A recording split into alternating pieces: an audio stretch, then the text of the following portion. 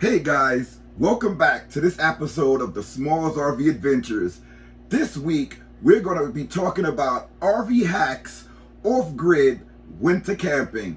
I hope you guys enjoy it. Stay tuned, everybody.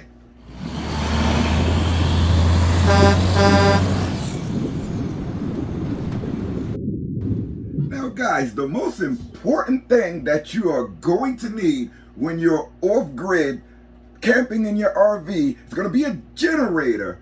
Now, generators are very, very important if you're in an area that allows it. Most of the areas in the Northeast, Southeast, Midwest, you can use these generators. And surely they are a great game changer because your RV will work just as if you're in the campground. Look at us right now. We're off grid and our RV is working perfectly.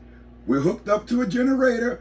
We have power all throughout the RV. It is excellent. I'm going to show you some of our power using strategies so that you can use it and you can share the information so they can get out there so we can all camp together and have a great time. This is one of the two generators that we use that are gasoline powered. Now this is an inverted generator from Champion. This thing works awesome. As you can see, it has a 30 amp outlet. It also has two 120 volt outlets. That's your household plug. It also has the DC connection. It also has connections for the other things here, parallel connections to other generators so that you can have more power. But this is all you need when it comes to powering your entire RV. This is for like the 30 amp. The 50 amp, you may not be able to run both of your ACs if you have two ACs, but it would definitely run your furnace and everything that you have that you need. But this is just one of the generators that we have. We have two Champion generators. The other generator that we have is not an inverted generator, so we don't use it that much. We use that one when it's like totally off grid and no one around us. We use this one when there are other people around us because it is an inverted generator where it doesn't produce that much sound. But this is an open frame one, but it still does not produce so much sound. Now, when you're camping around other people, there's a common courtesy where you may turn your generator off. Let's say it's 10 p.m. or 11 p.m. Some places, they actually have signs up where they want you to turn off your generators. So what can you do for power if you don't have solar and the lithium batteries that hook up to the solar? There are other portable solutions that you can bring with you. We have the Jackery.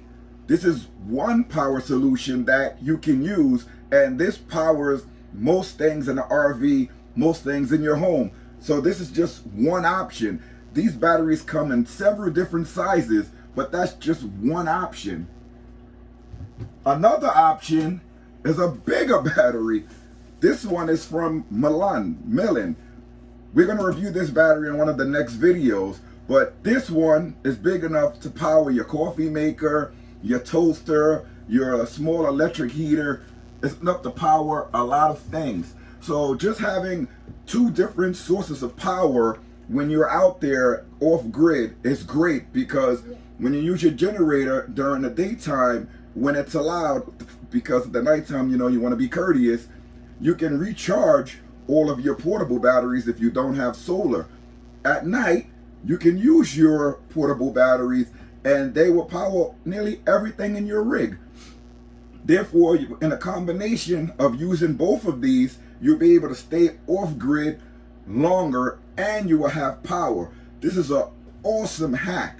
And remember, I'm going to put a link for all these items in the description below. This Milan is great. Right now, they have a price reduction on it. The Jackery, you have to look for those coupons to see when you get the price reduction. But these are awesome to have when you're off grid and you're looking for a power source. Remember, it's always better to have multiple power sources so that if one power source goes down, you still have another one so you can keep your camp going off grid. Your heating source is going to be a very important hack of your off-grid camping experience. We use several different sources to heat our RV. Our main source is electric. Now, we have to have some things working for the electric heaters to work. We have to have a propane generator because we're not going to be hooked up to anything, any sort of shore power. So you're going to need your propane or your gas powered generator to work, to be plugged into your RV so that you can generate this electric power for your electric heaters. Now, we will have one ceramic heater on one side of the RV and another one on the other side. One in the bedroom, one in the bathroom, cross referencing so that we have heat going throughout the whole RV. That way it can keep the temperatures at a decent level. If you have a portable battery that's big enough, you can also use electric heat using that portable battery. Now, if you have a 600 watt to 1,000 watt battery, remember, a small ceramic electric heater is only going to power for about maybe 2 hours or 3 hours because it's going to need about 400 watts to run. So if you have a 1,000 watt generated battery and you have a 400 watt ceramic heater, that means you're going to get a little over 2 hours because it's 400 watts per hour. Now, if you have like a bigger battery, you can expand that amount of time that you get out of it. So again, 1,000, 1,500, 2,000 wattage batteries, you can go longer with the ceramic heater just until you can get some more gas into that generator so that you can power it and recharge your batteries. So remember, the bigger the wattage the battery, the better. And remember, the Jackery is a known name brand, but you have other name brands that are just as well, work just as well. And we're testing out multiple batteries just to certify that fact that there are other batteries on the market that work just as well as the name brand ones. Another source of heat is your propane heater. We have a propane buddy heater that kicks out some large, great heat. Now, if you have a fan on top of the buddy heater, you can have an electric plug-in, hook it up to your portable battery. It will last for days. Or you can get a heat-powered fan, which you put on top of your portable buddy, and the heat generates the power for the fan. Either one of those works fine. It keeps the heat moving throughout your RV. Now, there are multiple hacks with that where you can put the 20-pound tank, the 30-pound tank with the adapter so that you can have it for longer. But that's just one hack or two hacks in one that you can use to heat your RV and keep it warm in here. But you're always going to have more than one way to heat your RV when you're off grid. And remember, when it's winter, it ain't fun being cold. It's not fun at all. So we always have multiple ways that we can heat our RV just in case something happens. Don't forget about your furnace. Your furnace is probably the fastest way that you can heat up your RV. Your furnace works with the vents that are along the floor of your RV or wherever your vents are. In our RV, they're along the floors in every room, the bathroom, the living room, dining area, the bedroom, and it throws heat from the bottom of the ground all the way up, and it heats the RV up really fast. But it's going to go, if it's really cold, it's going to go through your propane tanks fast. I know some people that go through 20-pound tanks in one day.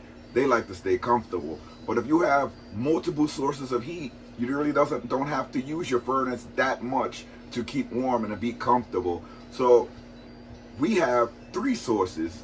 We have a furnace, we have electric heat, and we have that portable buddy that works excellent in these conditions. Another great hack is going to be your entertainment. Remember, we have a large screen TV in our living room. We have two 32-inch TVs, one in the kids' room, one in our bedroom, and we stream TV through our phones using the HDMI adapter. That works fabulous. You know, we get to watch TV streaming from our phones unlimited, and it's great. When we come to these campgrounds, off-grid locations, we drive around until we find something that or a place or a site that has internet reception. Once it has internet reception, we know, okay, can we fit our rig into this site or in this space? If we fit and we have internet connection, it's good to go. We have several things that we use when we connect to the internet. It's not only the TV, the kids use it for school, the kids use it for their iPads when they're multitasking, online gaming, or researching things for their school. I mean, it is great. So we always want to have internet connectivity wherever we are. It's a must. Work, school, entertainment. It's an absolute must. And it's a great hack. Here's my big boy now on his iPad. What you doing, buddy? I'm playing Roblox. That's Roblox? I'm playing an obby too. You're on the internet? Yeah. How's it working? Any lagging? No. No lagging? No. What else can you play? I can watch YouTube and play different games. Can you play with your sisters on the Roblox? Yeah. All right. Internet connectivity is a must for our family. All my kids, when we come out camping, we have a large sort of entertainment for them. When they're not in school and we're not outside, this is what they're engaged in. Now, winter camping, there's not going to be a lot to do outside because it's so cold, or like it is around here, so much snow. We had a snowfall about 5 to 7 inches today. So when it's like that, we can't go outside. And it's the weekend. So on the weekend, you know, I give the kids a break. But if you guys want, you can check out some of the other videos that we have where the kids are engaged in a whole load of activities and they're having fun outdoors. We also have other videos where they're engaging in academic activities inside. We also have videos about homeschooling and the children doing their school. So we do a lot of different things while we're camping. It's just not the entertainment of watching television or playing games. We do a lot of different things, and camping is what you make it. You can do camp any way you want, do whatever you want, as long as you're enjoying the outdoor experience outside, having fun with your friends, your family, or alone. But don't just try to put yourself in a box. Enjoy this camping experience.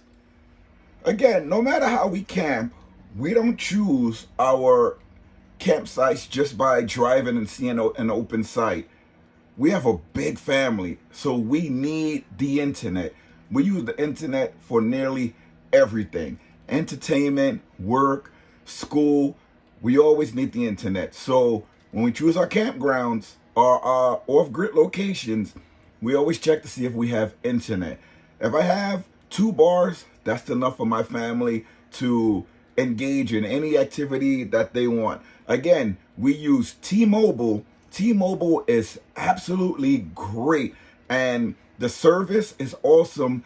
Many places we go, it's very few times where we went and we didn't have service. We also have AT&T powered by the car. We have Chevy. We always use Chevy because we like their program where they have internet in the car. So if we don't have internet on our phones with T-Mobile, we also can check the AT&T that's provided by the car, and that usually works everywhere as well. So we'll cut the car on and let that run, and we have a Wi-Fi extender that can bring the Wi-Fi into the RV so that we can engage in loads of activities. And the way that these new engines work and these vehicles is where the vehicle can go down to the lowest of power that's needed to run that internet, to keep that vehicle on, so the gas is not running too low. But we also bring extra gas. But these are situations where we absolutely need the internet for work or school, so we don't run it all day. But those situations don't happen often. But that's what we use for internet. T-Mobile and AT&T, and it works great. TV stream, kids stream, Kids go online, play their video games. Even though we're off grid, they still stay connected with their friends. They're able to share their experiences. The friends see their experiences and they also want to engage in these activities. And it just broadens the amount of people that want to camp from all different backgrounds. So it's a great all-around experience. That's all I got for you guys. Thanks for watching, and you're going to want to watch the next video where I review this portable battery that was sent to me. It is amazing, and it powers most things in your RV. You're going to be excited to see that one, but it's in our next episode. Until then, enjoy your day, everybody.